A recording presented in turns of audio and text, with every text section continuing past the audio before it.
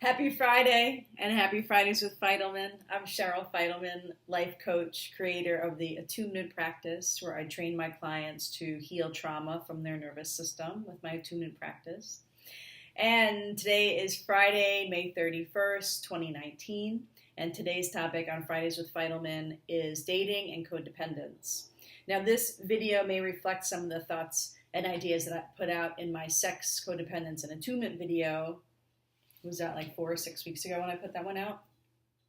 But I'm leading a workshop on Tuesday with the awesome Vedic meditation teacher, Andrew Barrett. This Tuesday, June 4th, 7 p.m. in Venice Beach, California. The workshop is called Dating and Meditating, and I just want to sort of preempt that workshop with this video, Dating and Codependence. So when it comes to dating, and this is for single people who are dating, not dating, people in relationships, partnerships, marriages. We meet somebody, we become intimate with them, and there's an immediate trigger in the nervous system to look for what the nervous system had to look for when we were children with our first intimate relationship. I don't mean sexually intimate, I just mean intimate across the board. Those that we needed safety and protection from when we were children.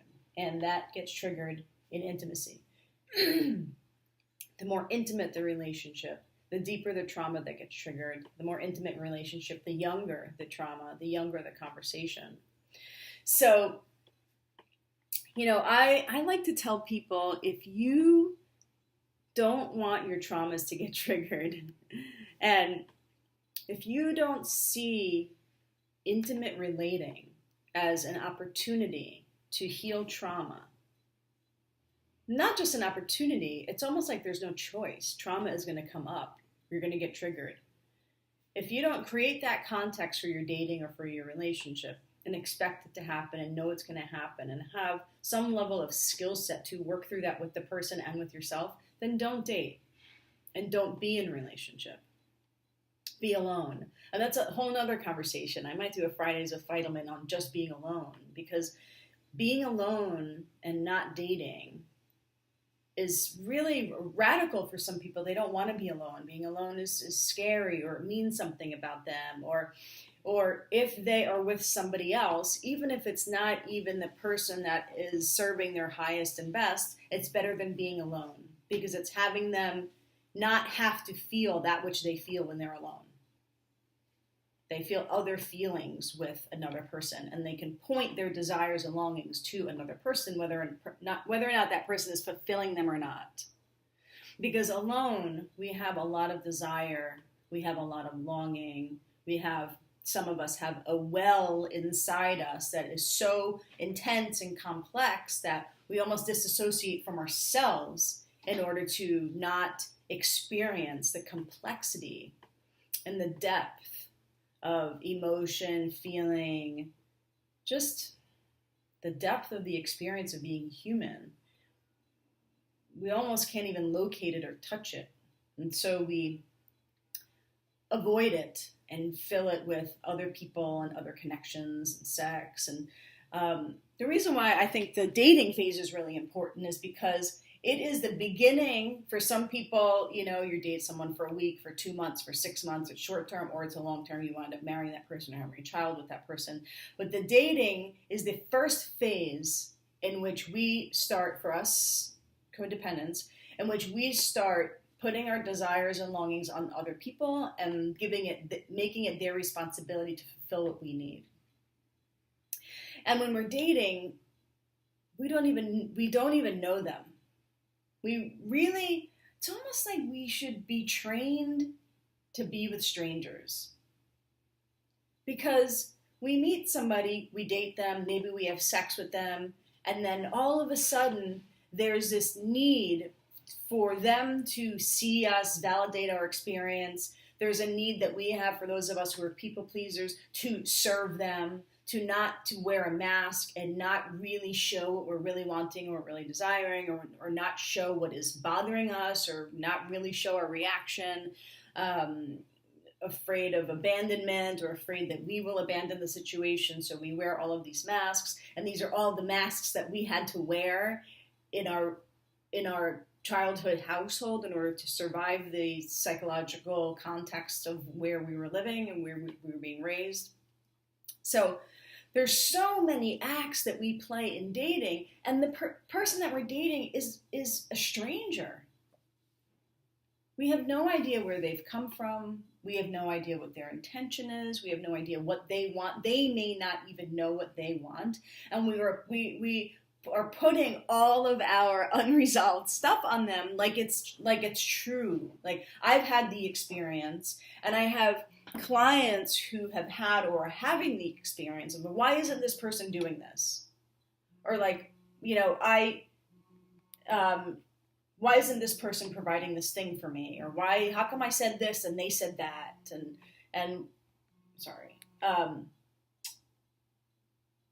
Why am I left, wanting, desiring, or frustrating? Or I went out of my way to do this thing for this thing and they didn't even notice it. Or do this thing for them and they didn't even notice it.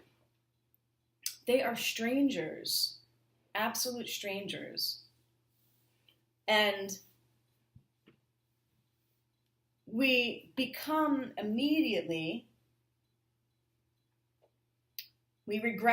immediately, although it may look like we're adults dating another adult.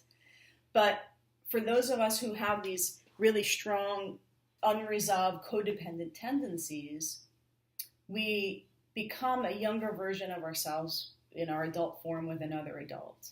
And if we're not aware of it, people that are dating are oftentimes both in a regressive state. Because the more intimate the relationship, the deeper the trauma that gets triggered. And the more intimate the relationship, the younger the conversation is, the further back you can regress, the deeper that you can regress, the closer the relationship is. So, and I want to point to being alone as well. That might be another Fridays with Fidelman, just simply about being alone, because some people will date and they'll be with somebody just to not be alone. Just because being with another person, maybe this sex is nice, or there's some level of comfort, or I have someone to sit on the couch with to watch TV at least, that being with another person and that connection with another person masks what one is actually feeling inside. And it helps us avoid that intimate connection that is massively, imperatively important for us to have with ourselves. Because the most important relationship, the number one most important relationship, and I think I've said this in almost all of my videos, is the relationship with yourself. When we're dating, it's so easy. I mean, even after one date or two dates, the desire and the longing just gets hooked into the person. And also the future tripping can get hooked into the person. And then we sort of shape shift into, how can I survive? Which mask do I wear here in order for this thing to work, as long as it's going to work for? And when we put our longing onto another person, for one thing, we're putting our longing onto a stranger, complete stranger. Number two, we put our longing onto another person because that longing and that desire that we all have, which it's almost like our birthright. We were born to connect. We're pack animals. We were born to be protected. We were born to feel safe. And that, for a lot of us, was sort of ripped away inside of an environment where we weren't safe. And so a lot of that longing we cannot just be with. Be with the longing, be with the desire, be with the, for some of us, very immense, complex, and like our inner world is this immense, complex configuration of emotions and feelings and thoughts and strategies for which to survive and cope. We cannot even swim in our own complexity. And I think that's one of the reasons why people are like, I just don't want to be alone. But I tell people, if you are not going to hold dating as an opportunity for healing, it's an opportunity for fun too, and to have a blast with somebody. But if you're not going to hold it as if what is going to come up most likely 98% of the time are my traumas are going to be triggered. If you don't just predict it, like that's how it's going to go. And if you don't hold dating, relationship, marriage, and partnership as this is a paradigm in which all of my stuff is going to come up, and it's an opportunity to heal it first within myself and then to heal it with another person. If you don't hold human intimacy with those kinds of assumptions, then don't date, and don't get married, and don't be in partnership. Because things go awry when traumas arise, and we either think they shouldn't, or they arise because somebody else is doing something to you and they're not providing that thing for you, or they arise because we're actually having sex with and being intimate with people that are like a puzzle piece, right? Like your nervous system and their nervous system can sort of deeply connect because they have sort of mirroring bruises. And so we get so entangled with people that are perfect strangers and perfect triggers. And we become in servitude of this relationship or of this dating situation. I mean, I've experienced it myself in the past where I went on 1 or 2 dates and all of a sudden all of this desire was like open to me. And all of this desire for this person that I didn't even know. And I had a lot of sex with people I didn't even know. I didn't even know them. And then the sex would have me become connected to them in a certain way and want them in a certain way when and we unconsciously give them responsibilities. Like they should treat me a certain way, or they should see me a certain way, or they should validate me in a certain way, or they should be showing up differently, or they should be speaking to me differently. And conversely, we start to be in servitude of them. For those of us who are people pleasers, and we set ourselves aside in order to fully please another person. So in dating, we are setting ourselves aside to fully please a stranger, someone we don't even know. It takes months and months and months, potentially years, to really get, inches below the surface of really, really knowing somebody. And so, and like I've said in, I think, almost all of these videos, I break codependence down to the want to be wanted, the need to be needed, and trying to prove something, usually your own self-worth. And so when we get hooked into that with another person, particularly in the dating context, whatever it is that we want, whatever it is that we need, whatever it is that we're trying to prove, is really a regressive response. Whatever it is you want from that person, if you're not getting it and it's triggering you that you're not getting it, that same thing is what you didn't get when you were a kid. Whatever that you're wanting from another person, and if you're wanting something from them, you want them to want you more, if you want them to validate your experience, notice you in a particular way, that's your younger self asking for that from your parents or your guardian or the potentially, for those of us who were raised by narcissists, the narcissist that didn't provide a safe container where your experience was fully seen, noticed, and validated, and somebody was actually in service to you, rather than us being in service to somebody else's reality. I have a decent amount of edits in this one because I keep having thoughts that I want to, gel together. But the other thing that I want to cover is responsibility for another person in dating. And I think that's important to have that kind of conversation very early on. I see dating and I see partnerships and relationships as a very high conscious commitment. Even just one night of sex is potentially a very high conscious commitment, although it's often not treated that way. And so when we're dating, whether you're a man or a woman, let's say you meet somebody, you're attracted, and you really just want to have sex with them and you're not interested in really anything more than that. That's a responsibility. We don't look at it like that, right? Oftentimes. And oftentimes, potentially, we think, well, if I look at it like that and I bring up that conversation, I may lose the potential for the sex or the fooling around or whatever kind of, connection we're going to have tonight.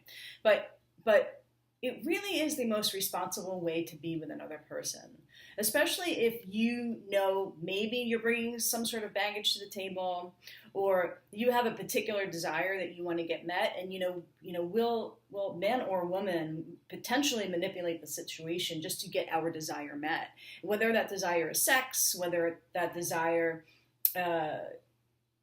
is sex, but really what we want is just like intimacy and connection and closeness, and that'll demonstrate itself with intercourse, or we really just want to kind of hug or hold hands or go to the movies, or there's something more simple that we want, but we don't, we can't really say what we want. We can't really say what our baggage is, or say what we are intending to do with this person and how we are intending to utilize their time. And so I think that I just sort of want to just pose the importance of doing your best to tell somebody else who they're dealing with. And that's also why I think your relationship with yourself is so important, because you can't tell another person who they're dealing with unless you know who you are and how you are and what you're dealing with.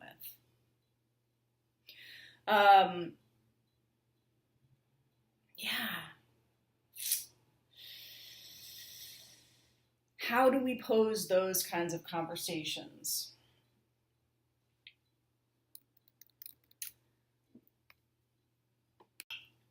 Wouldn't it be amazing to say to somebody, "Hey, the closer you get to me," and this is actually true of me in the past,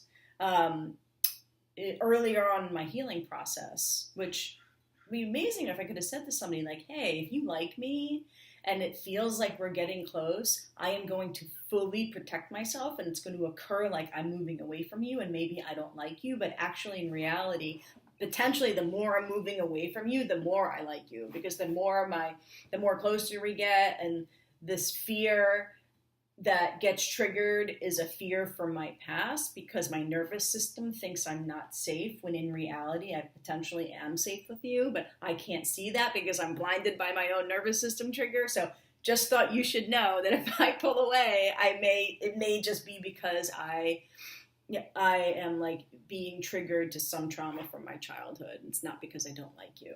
And God, wouldn't that be an amazing conversation to be able to have on a first or second date, or whatever point in the process? But I was not aware that that's what my nervous system was doing. I just wasn't aware of it.